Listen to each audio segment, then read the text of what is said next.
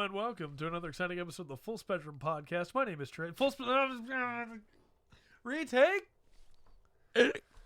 Hello and welcome to another exciting episode of the Full Spectrum D&D Podcast. My name is Trey. I am Rungren. Yeah. Very good. The people on YouTube will never know. You should not leave your coffee cup in the car. Yeah, I'm pretty sure that's illegal in most states. Isn't Right? Yeah. it? Yeah. Can't do that. It's terrible. I mean, most people treat coffee better than they do their kids. Let's talk about Chapter 8 from the basic rules. Right? Specifically, the last section of it, last two sections, Yes. because we covered the rest last week. Yeah, we talked about playing it and going. Yes. And tonight we're covering resting Yes. and in between adventure time. Okay, so the resting will probably won't be too long. Right. But But between the other adventures. time, we can probably have a pretty good discussion on that. Yeah, there's a lot to talk about there. Ah. So resting, of course, is the thing that parties want to do immediately after combat. Yeah. It is in character. It is, hey, you've been fighting, you've been exploring, you've been talking to people for a while. You need to take a break, a short rest, and just recoup, regenerate. Yes. Get ready to face a new day. Adventure time. Yes, I'm going somewhere with that joke. Just hold on to it in the back of your mind. But resting is kind of it's a simple thing, but it's kind of a big issue in the tabletop community in a lot of ways. There are people that hate it. There are people that think it's unnecessary. And there are people that, DMs specifically, that always want to punish it. Yeah. I don't know. Once again, I think there's just such... When you run into problems like that, you're really having a misunderstanding across the table. I agree. You stop and go back. I agree. Because we played with the heroic rest system, which is a 10-minute short rest and an hour long rest. And look, that makes characters really tough. Yeah. But it does keep it going.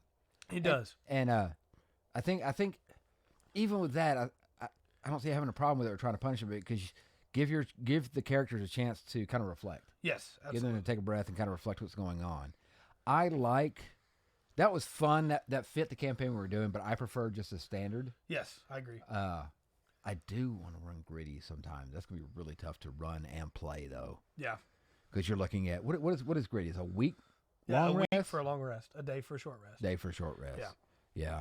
So let's talk about the different time periods real quick. Let's hit on these. Okay. So you mentioned heroic, which is 10 minutes short, hour long. Right. The standard short rest is an hour, and the standard long rest is 8 hours. Yes. It's not even a full night, right? It's 8 hours. And then, of course, there's the gritty, which is a day a week. Yes. And then there is the, what's it called? The campaign trail campaigns that are a week is a short rest, a month is a long rest, where it's you're on the campaign in the wagons moving. Oh, man. I don't know if I'm not sure about that one, but yeah, that'd be rough. Yeah. Too. Those, I think, are specifically designed where, you're on the war campaign. Yeah. You lost a limb in that last battle. We don't have magic to fix it, like Greyhawk style. Right. And you're now taking a month off. Yeah. To be able to recover so you can come back to fight. That's the main goal, really, of these is time to rest, Yeah. But as it is, it's very easy for rest time to become, hey, I just want my spell slots back. Or, hey, he just needs his HP back, Yeah. Hi, Dark. So, hey, Dark. It really comes down to the campaign itself. I think there are campaigns where people use rest to further the character development. Well, that's what I'm thinking because you've got stuff you can do on the rest. Like I said, not only you can reflect and talk amongst a group, but you can, there's ritual spells. Right. That, hey, while we're sitting here, I got 10 minutes. Yep. Or, look, depending on the thing you're playing, if somebody needs to fix their armor. Yeah, absolutely. There's a lot of little things. Well, and the rules specifically state that during a short rest, it's nothing more strenuous than eating, drinking, reading, tending to wounds. Yes. I would say, just as you said, in that, using a ritual that's, hey, I'm just sitting down and working this through over time. Yeah. Repairing my armor. Anything that is not more strenuous than that, go for it. It's a short rest. You're not having to sleep. It doesn't matter. Another thing that I think gets left in the way left by the wayside. That's how that phrase works. Okay. Yeah. Left in the dust is what I was trying to say, and combined the two, is hit dice. We talked about this before. Nobody does hit dice anymore, and they should. Yeah. Hit dice is really cool. Yeah. But nobody does, and I understand why. It's such a pain to try and do hit dice with people that haven't done hit dice before. But for people that played older editions, that was how you healed. Yeah, that was how you heal, but also the I don't know, short rest doesn't get used probably as much as Right. maybe it would if 5e was a little bit different. Yes. So that might be where that falls in. Because you have a long rest, you don't use your hit die, you Right, get it you back. just heal. Yeah. Yeah. But yeah, if you do take a short rest, don't forget your hit die. You can get some hit points back. Mm-hmm. For each hit die spent in a short rest, Now look, you roll it, add your con mod. Wizards did say that they're looking at more things to do with hit die. So I Yes. don't know whether it's going to be or entail, but we shall see. Hit dice are cool, and there were ways to spend, like Bard subclasses in 4th that let you spend your hit die to heal someone else in combat. Mm-hmm. That was a really good use of hit dice. I think 3.5 had a mage that when they were a wizard that when it was out of spell slots could spend its hit die instead, and then couldn't heal later. Yes, yeah. But could use them to attack, which is a really cool thing to do. It's an interesting dynamic, you know. But yeah, that's short rest though. If you were to just really want to push it, how often out of 10 do you think you would interrupt a short rest with combat? Maybe once the entire campaign. Yeah. And that'd be about it for me. I don't see any reason to interrupt a short rest. They're not getting enough back in a short rest to make it worthwhile. Like I said, unless it's really harsh, you're using the gritty rules, you know, and a watch fails, you know, because a short rest is going to have watches and stuff like that. So, yeah. Once again, it makes the resting thing is really kind of strange because it really does. It changes up the dynamic what the group pulls off, you know, it does. It and how it does. flows. I think because when you're doing the heroic, the really short 10-minute an hour, I mean that's a video game. Yeah. You know, and it's not, I'm not saying that in a bad way, but that's what you're doing. You know, you're running, you get your extra life, and then you go on with it. Even with the regular rest system that we use. Yeah. You know, there is more thought put into it. About things like watches and things they can do and rituals and things like that. But it's still a pretty quick turnaround For sure. where things where we run things. Gritty. I think if I was in a situation where we're running gritty, interrupting a short rest would probably be a little bit higher on the list. Right. Because it's a day, you know. For sure. But the players are going to be more prepared for that as well. For sure. I think if you do it in either of the other two, you're just kind of being a jerk. Yeah. Unless boom, you got really one cool story plot that this, you know, sets up. I agree. Long rests are a little bit different. Long rests, 8 hours, during which characters should be sleeping for at least 6 is the rules. Performs no more than 2 hours of light activity, such as reading, talking, eating, standing watch. Yeah. If the rest is interrupted by a period of strenuous activity, at least an hour of walking, fighting, casting spells, similar adventuring activity, character must begin the rest again to gain any benefit from it, which is where the dynamic of interrupting a rest comes in. But if they can finish a long rest, they regain all lost hit points, all spent hit dice, up to a number of dice equal to half their total number of them, minimum of 1, you know. Yeah. If a character has 8 hit dice, they can regain 4 spent upon finishing a long rest. Basically, using this math. Yes. Although there is an optional rule that just lets you recover all of them. Yeah. And they can't benefit from more than 1 long rest in a 24-hour period. And they must have at least 1 hit point at the start of the rest to gain its benefits. So they need to be stable. Yeah. The and there's some stuff I slide on as a DM, like honestly the 2 rests in 24-hour period. 'Cause I've seen a group get up and what they go through over the next 2 hours of that day. Yep. I would go to sleep at the end of it. Yeah. I would go back to sleep a few hours later. So I've had days in my life like that. Right. So I don't know. The long rest is such a you get everything, you know. Yeah. You get so much back. That's the one you play with, right? That's the one you ambush. And look, because even if you do ambush it, if they manage to clear the ambush and get set back in a short amount of time, hey, they can still get their rest in. Absolutely. So I think I see if you're going with that. Yeah, that's the one you interrupt. Mm-hmm. If you're going to. And long rests are funny too because there are times where the party should probably not get interrupted with a long rest, right? If they've made it to a town and there's no threats in that town, and they're having a long rest, there's no reason for me as a DM to, I'm going to wake them up in the middle of the night because something's on fire and they got to solve it. Yeah.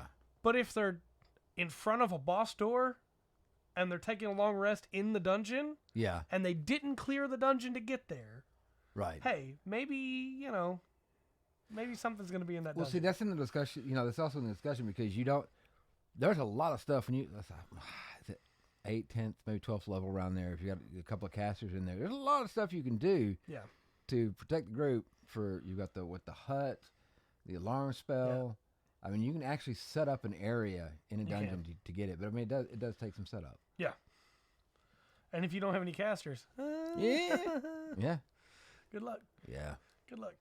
But that's the long rest really, and that's the main thing for a rest is short and long. If you're a DM that constantly interrupts your players' rest so they can never trust your rest periods, I think maybe personally, maybe don't do that. Yeah. But I don't know your table. Your table may be different than mine. Maybe everybody loves getting interrupted. I just think that sometimes the players need to be able to rest too. Well, if it pays off, I'm sure the players won't mind. Right. But just, hey, you're going to get interrupted in your rest because here's a goblin. It's just one goblin. Literally everybody doesn't have to get up to deal with it, but here's a goblin. Yeah. Wake up. Just got to interrupt you every time. I've been in those campaigns. It's why. This next section, though, is the big one to me. It's the between adventures time. This is when you go back to the treehouse and you sit down with Jake and you play with BMO. This is the time where, hey, we don't have to go save any princesses. We don't have to go rescue the king. We don't have to go fight any dragons. We can just hang back. We're good for a little bit. And this is the time that I think in most adventures gets skimmed over. Unfortunately, yeah. When it really shouldn't. Yeah. Yeah. The description here is kind of scant. It's, hey, between trips to dungeons, battles against ancient evils, adventurers need time to rest, recuperate, and prepare for their next adventure. Many adventurers also use this time to perform other tasks, such as crafting arms and armor, performing research, or spending gold. In some cases, passage of time is something that occurs with little fanfare or description. When starting a new adventure, the DM might simply declare that a certain amount of time has passed, allow you to describe in general terms what your character's been doing. At other times, they might want to keep track of just how much time's passing. One thing I don't like about this is they make it seem like you only get this time in between campaigns. Yeah, no. No. No. You should be having these anytime your group has had a chance to just rest for a while. Which we kind of touched on this a little bit last week when we talked about time. Yeah. If you give your players, hey, a couple of days in this town, be ready, the first part of the next session is, hey, what'd y'all do? Absolutely. What would you like to do? Or get back, talk about, making plans, getting back with me. Right.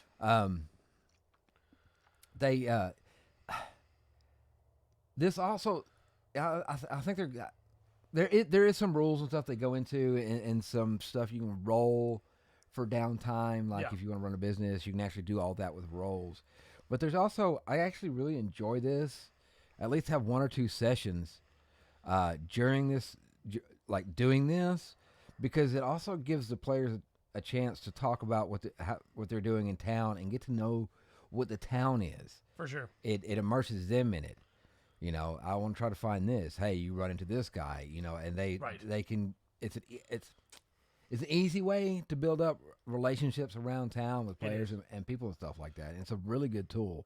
But as has been pointed out, I mean, as memorable it is when you get that crit 20 in a combat encounter. Yeah. There's also some really good memories that can be made during downtime. Absolutely. Of, hey, we got to do this cool thing, or I got to help this person, or talk to this NPC and solve this problem for them, or I got to make a weapon. I get to work with the blacksmith and have it made just my way. Yeah. Yeah.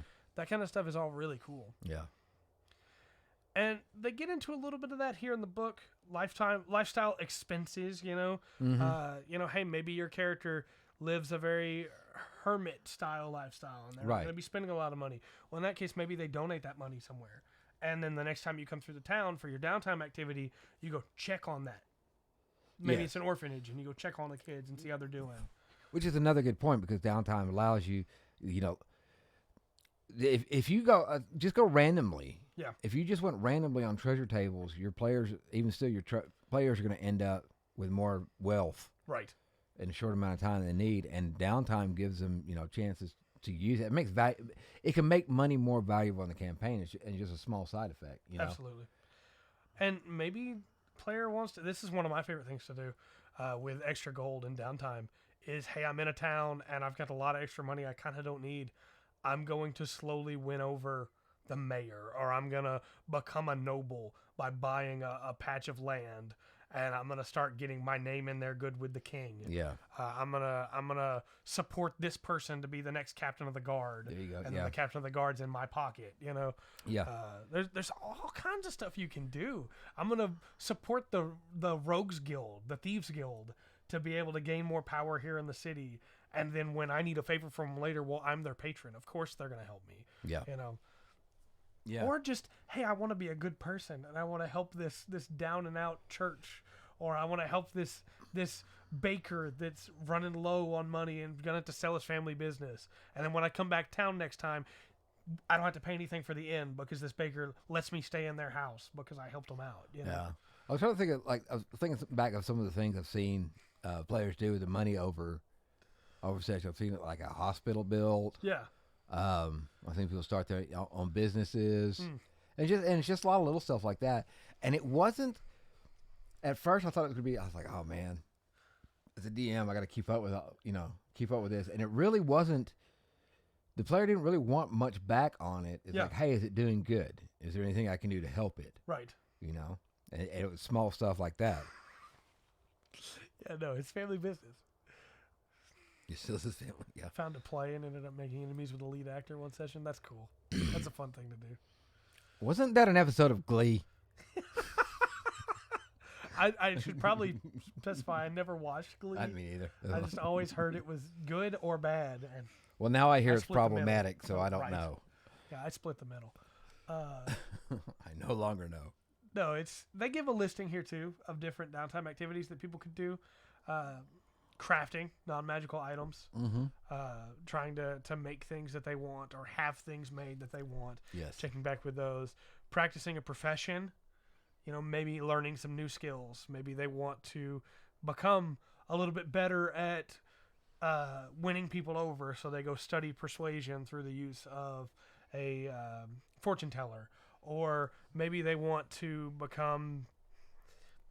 Honestly, maybe they want to eventually retire in a certain way. Yeah. So I'm going to go spend some time with the guard and learn how they work so that I can retire at a cushy guard position in a town. I've played, this was 2nd edition, but I've played with a DM that you didn't level. You could get your experience points in the dungeons. Let's say you were in the dungeon. You get your experience points in the dungeon. It takes you past that level, but you didn't get to the level until you had downtime. Right. Absolutely. And that was just, the way it was. You had to make it through, survive, and it's like, hey, you're now prepared to learn these new skills, and you got to come out, but you got to take the downtime to learn them and study them. Right. Another thing they bring up here is recuperating, which is, hey, if you have a disease that you picked up while journeying, you need to get that fixed. And the rules as written are, after 3 days of downtime recuperating, you can make a DC 15 con saving throw, and on a successful save, you can end one effect on you. Yeah. And for the next 24 hours, you gain advantage on saving throws against another disease or poison affecting you. Honestly, that's one way to do it. Yeah. I would probably say just go to the priest in town and see if he can cure you. Be cleansed.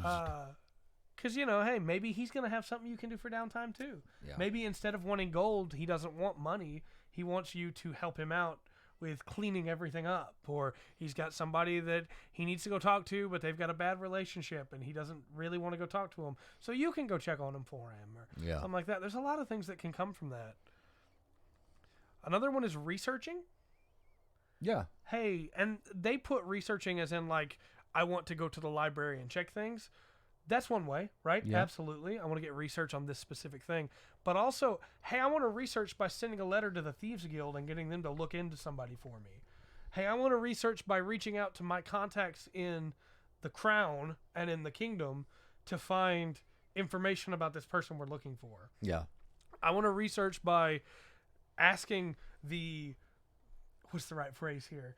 Asking the liaisons of the goblins or of the orcs, or I want to get information about what's going on in the world, you know? Yeah. There's a lot of different ways you can take that. Well, that, you know, and if you're playing with the, hey, I know a guy rule, you know, it's a good time to pull it. Yep. So. Well, I know a guy that could probably tell me exactly where this guy's been at. Yeah. And then the last big one that they give is training. Yes. Learning a new language, training with a new set of tools, training with a new type of weapon. This is a really popular one, especially one of my biggest memories of this is had a group where they found a flail in a dungeon. This was 4th edition that required you to be a psyker with psychic abilities to be able to use it. And one of the characters was playing a scion and wanted to be able to use that flail, but needed to be trained in the flail to be able to use it. And so they spent the entirety of downtime in between an adventure learning how to use a flail and getting flail proficiency, learning about other religions. Yeah, absolutely. There's a lot of different options that you can do. Yes. For training. You know, or like you get in your new, I don't know, research and training, a big one. I'm not gonna lie, I use it a lot to, sometimes for lore. Absolutely. You know, at the time that there's this downtime where this stuff happens around town, there's stories they hear and stuff through town to get lore out without, you know, being preachy about it. Yeah. Or like, this is the way the world works. What are some, now that we've gone through the ones they have in the book, what are some other downtime activities that you really enjoy seeing in D&D? Because they hit the big ones. Actually, a couple it was last I think it was last campaign. I think y'all spent y'all's whole downtime strategizing before going doing something, and that was I don't know. I think that was the first time I've seen it like done like that. That was interesting. Yeah, it was like, no, we're gonna sit down and make sure we have everything lined out. As which a I martial guess character, would be research, but when you use downtime to learn to become magical. I mean, yeah, that'd be one of the things. You're traveling with a wizard, you know. You can use downtime to take a level in another class. Yeah. Spend time with, as you said, traveling with a wizard, spend time to be able to multi-class. I think downtime is a great example of being able to do that. Proficiencies can use downtime to learn a skill. It depends on what the skill is. Yeah, and once again, it's going to be, you know, dependent on your DM. Right. Now, you know, if you want to learn all of a sudden, you know, how to pick locks, you're probably going to need a lot of downtime for that, you know. If you want to learn how to tie knots, maybe just a couple weeks. Yeah. You know. But it depends on what it's down. And for me, it's going to be how it goes in the game. A lot of times I see it used for, and I have to be reminded. So if you do this, remind your DM every once in a while. Use it for languages. Yeah. To teach each other languages. Because it's like whatever I would. Featherfall. Learn how to fish in downtime. Yeah. Yeah. Do that. Well, actually, I'd have to double check, but I think it's in the DM's guide. I think there's rules for training and how much money it would cost and the time you would need for certain skills and proficiencies. They give in here 250 days and 1 gold coin per day at the max, but that is for standard skills. Okay. That doesn't count any crazy stuff. Yeah. But obviously it's up to the DM for how long they want to push that. But it takes a while to learn how to use things at a level that you can use in combat, for sure. Yeah. Yeah. Or under duress is the way to put it, I suppose, so it counts skills. Yeah, I think that's what. Yeah, it'd be a better way to put it. Because like if you want to, for a party member, I would say that you could still go with that amount of time if you wanted to, but you're with them more. Yeah. Than you would be with a tutor. But I say under duress because anybody can lie, but it takes skill to be able to pass a good deception check. Yeah. You know, anybody can play an instrument or cut a rug, as it were, and that works both ways of that phrase. Yeah. But under duress, that's going to be a lot harder, you know. Well, also the this is in one aspect. This is downtime where it's like from the last session you walked away and your DM comes back. Hey, it's been like Yeah. it's been a year since the battle, and y'all have knew what your life was going on.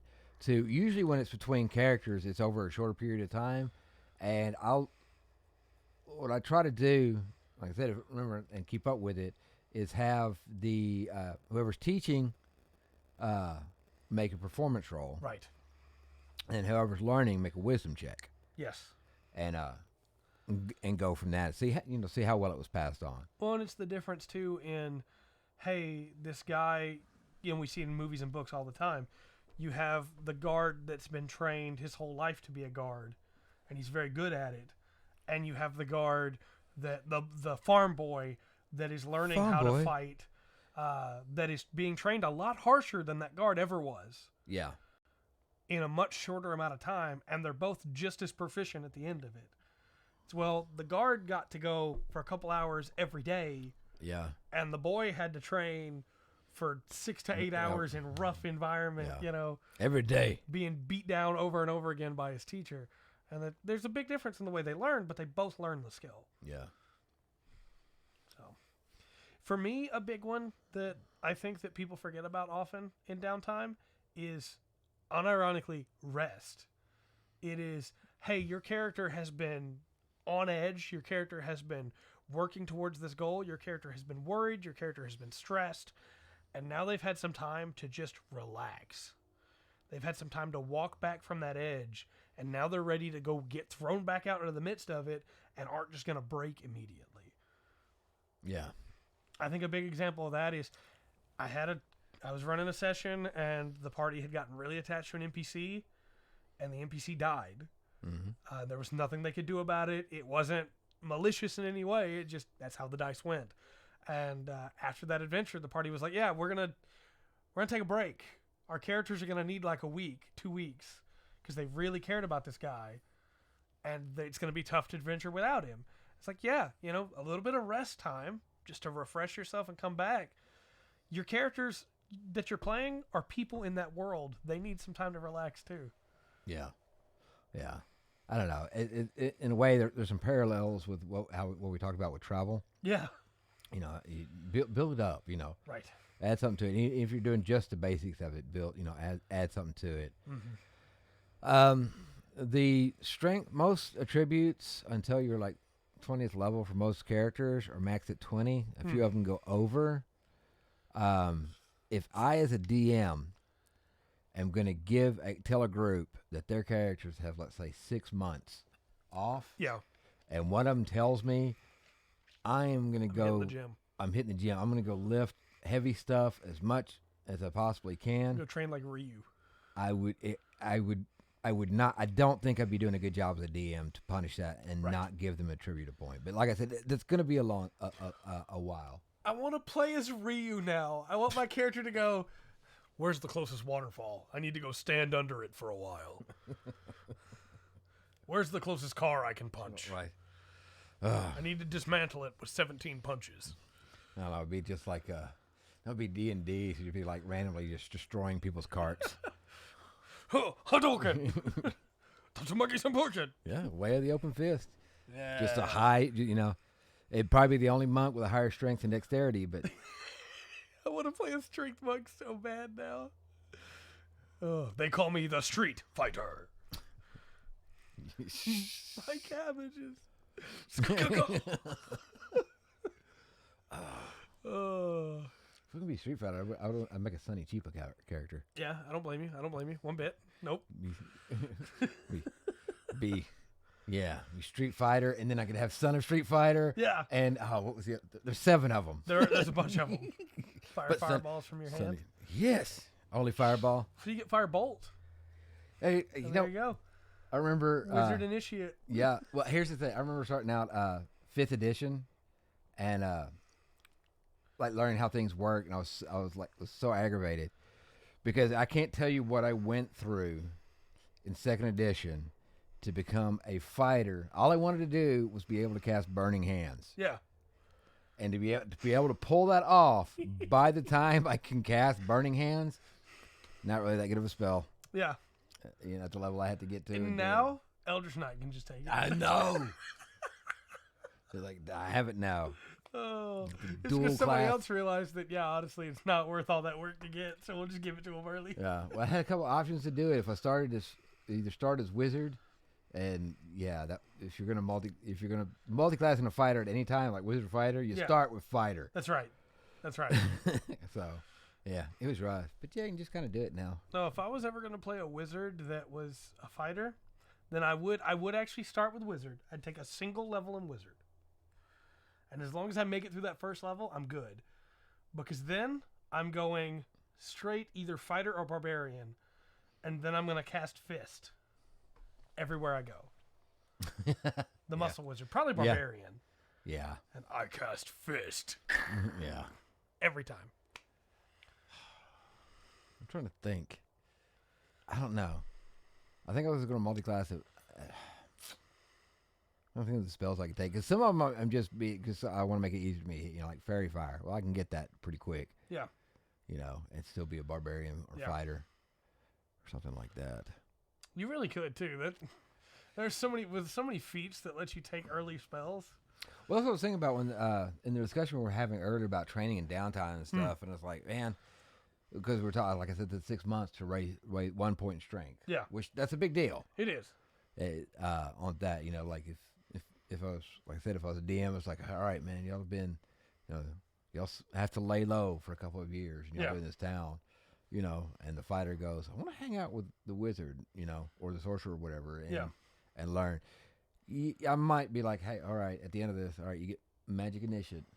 I would limit it, though, obviously, to the person they're learning from, but still. Oh, dark. There's a monk subclass that is the Way of the Shadow Monk. Yeah.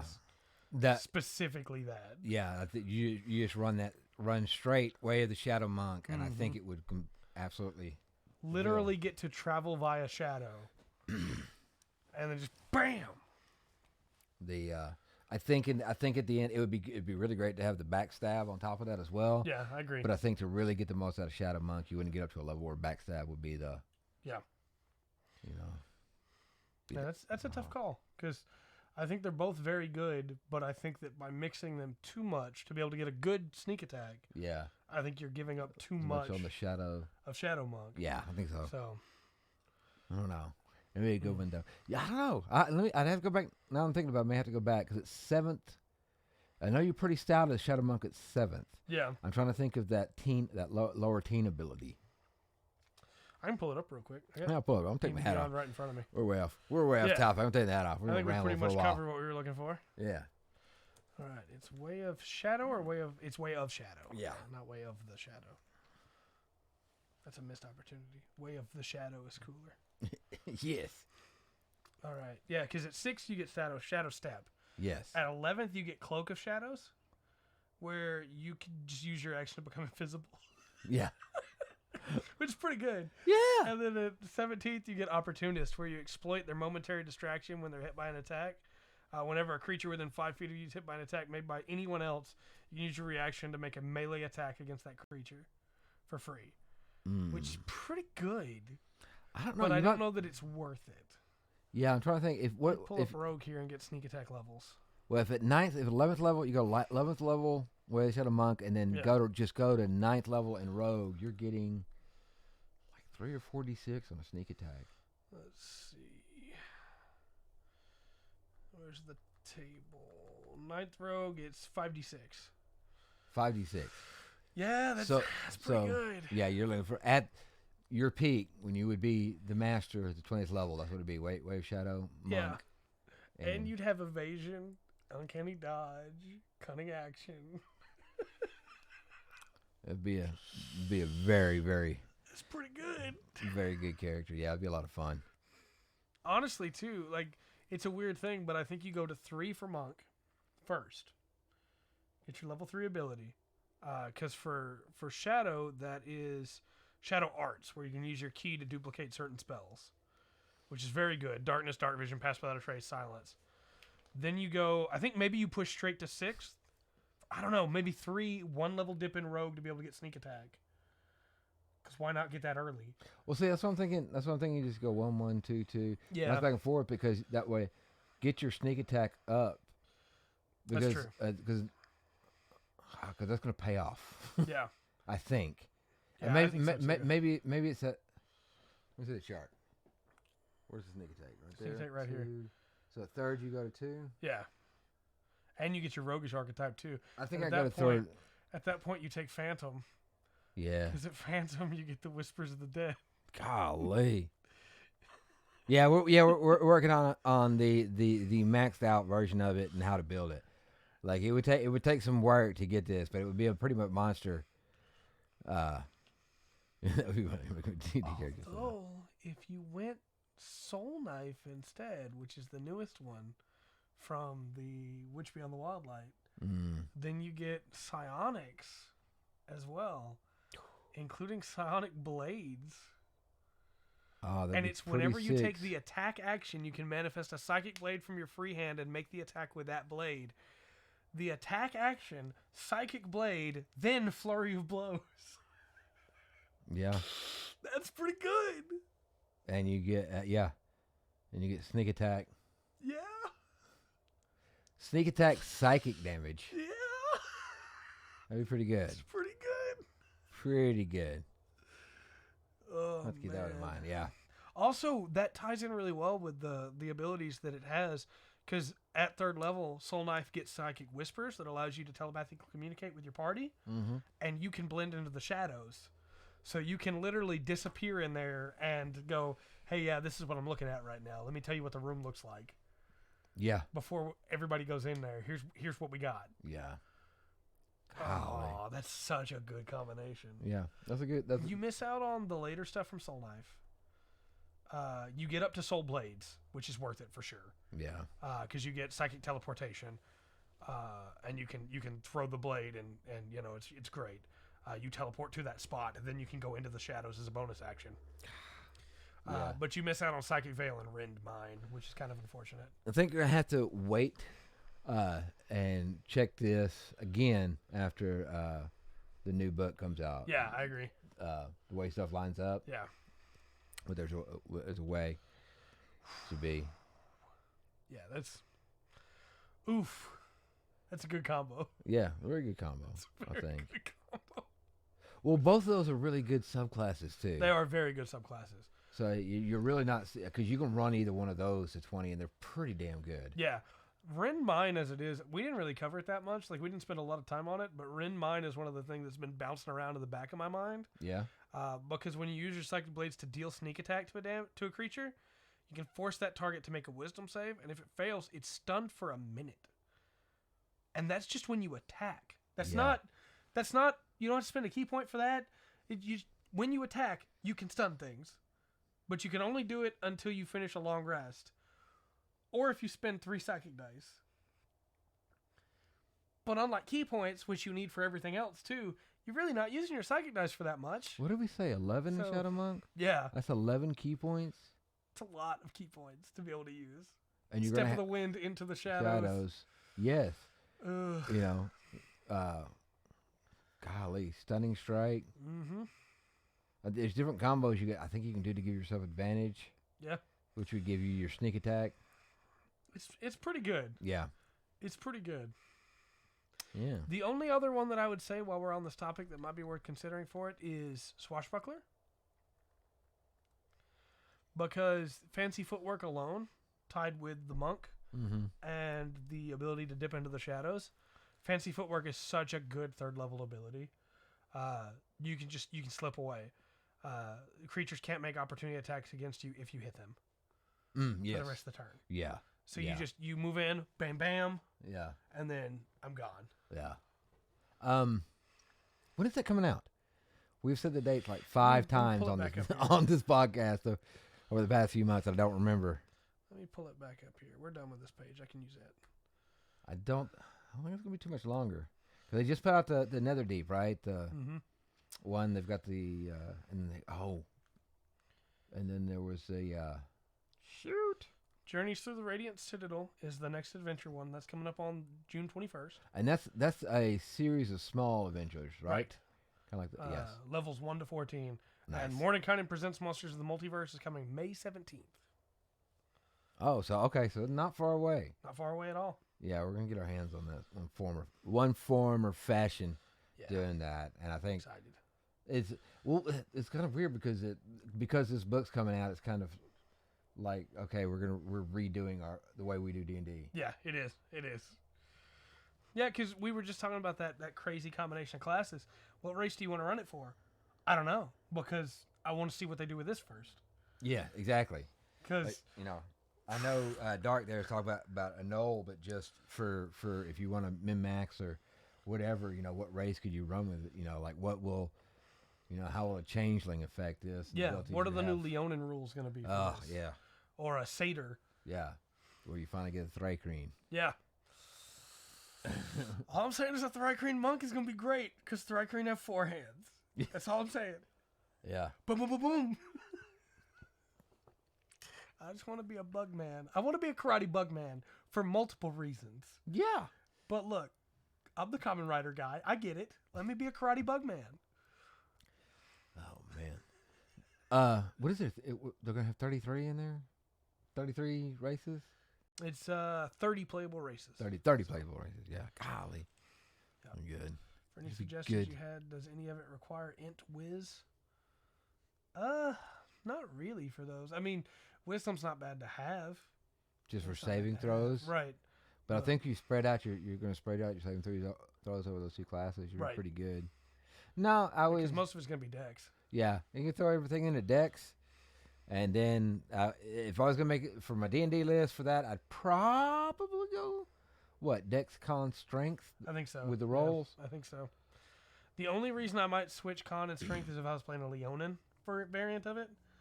And then I might go Strength. But, of course, that could change. I don't know what Leonin's Strength bonus is now. Yeah. What's it going to be? It's not going to be. It's going to be, It's going to have something else instead. You're going to get these points and you can put it in it no matter what it is. Mm-hmm. What's that? Yeah, it's interesting. I'm excited to see how it all changes. Yeah. Like I said, it's because we've talked about a few things that don't like how they're doing spells for the monsters now. And there can be some different. It depends on how you roll, Dark. Do you do rolled stats? Do you do standard array? Do you do point buy? That'd be an interesting episode to go over. We just go over that next week. Yeah, that'd be fun. Well, okay, we'll build. Because there's so many different ways of doing it, even with rolling, that are so many different ways of doing it. All right, Menu will build a. We'll kind of do it random. We'll build a team. Okay. And we'll do 4 characters. Sounds good. And yeah, we'll wait. Let me think. Yeah, we'll do 4 characters. We're gonna do the stats. We'll do the stats 4 different ways. Okay. We'll do point buy, standard array, the D&D roll. Right. And down and see if that can even become a character. Right, and then the more fun rolling. Yeah. No, the 7 plus. Yeah. Yeah. Okay. That sounds good.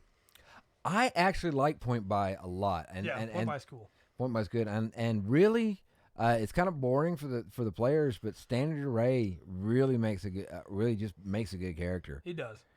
In 5e. Yeah, rolling is both great and terrible depending on how it goes. We rolled HP for a campaign, and I rolled 1s and 2s for 6 levels straight. Standard array is got the 6 stats points out from 8 to 15, which 8 is it's 8 to 15. Yeah, 8 is no negative. Right.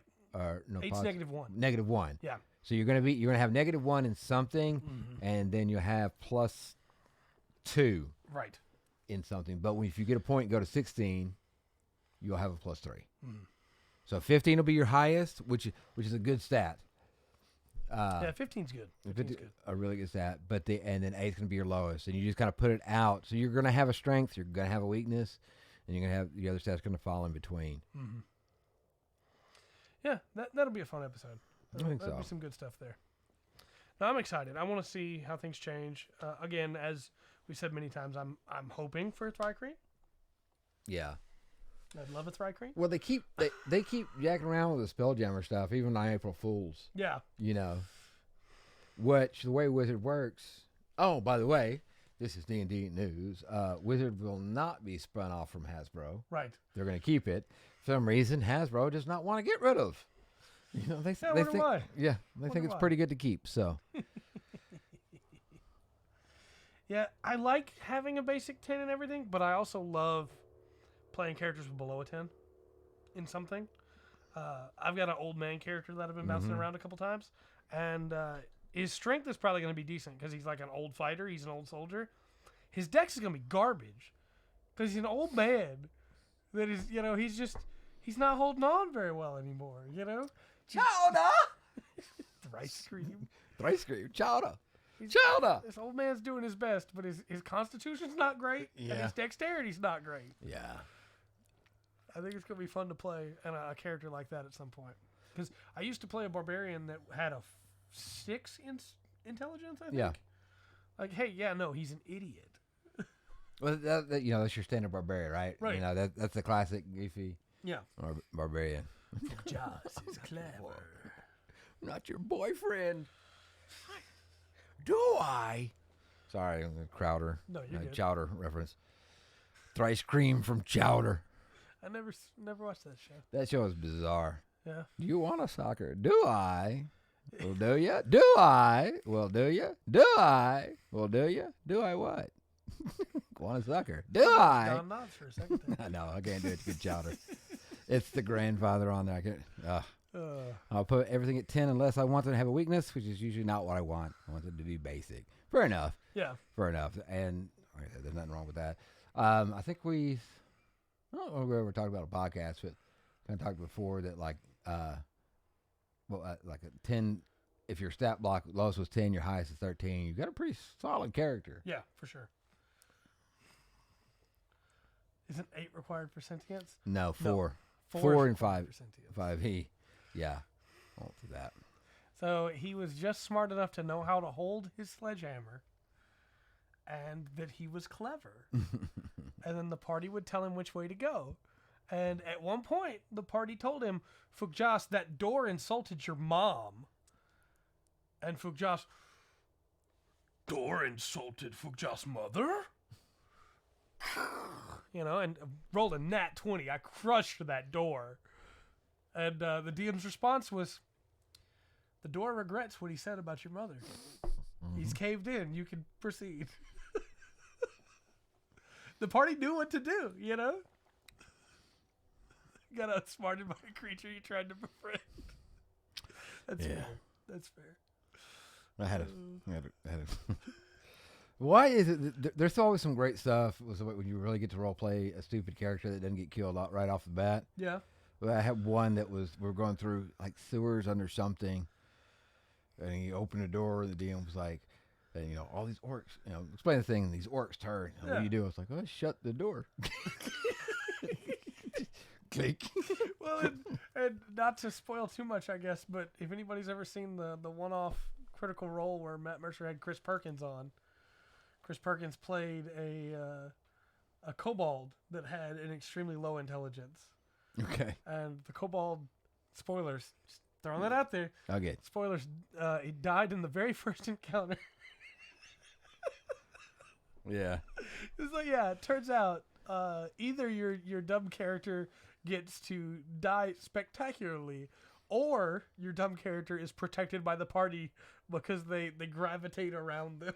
Well, it's also where do you put your weaknesses, right? If you're a fighter, your weaknesses are in your smarts, and you can kind of survive through that, you know. Yeah.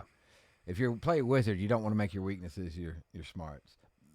Maybe an argument for wisdom. Yeah. You know, because that would be the absent-minded professor, but right. Got to protect the brood of the party. Let she help. Yeah. Let she help. No. Yeah. I think it's really fun to. We talked about this before. I like a character that has a weakness. Yeah. You know, maybe your character is incredibly good at almost everything, but they're too impulsive, so they don't stop and think things through. Mm-hmm. Maybe your character is really good at fighting, but not so good at speaking or interacting with other people, and I think everybody's trying to pick a fight. Mm-hmm. You know, there's a lot of fun stuff you can do that aren't not just stat related, you know? Yeah, that's true. Very true. Thanks. I played a character for a long time that his weakness was that he thought he was always right. And so anytime something happened, it was, that's not how that happened. I have a plan. And his plans would always succeed, whether things followed his plan or not, because he was always right. You know, in hindsight, it's not very different from the character I have right now. Yeah, but, you know. Yeah. I can say anything. Yeah.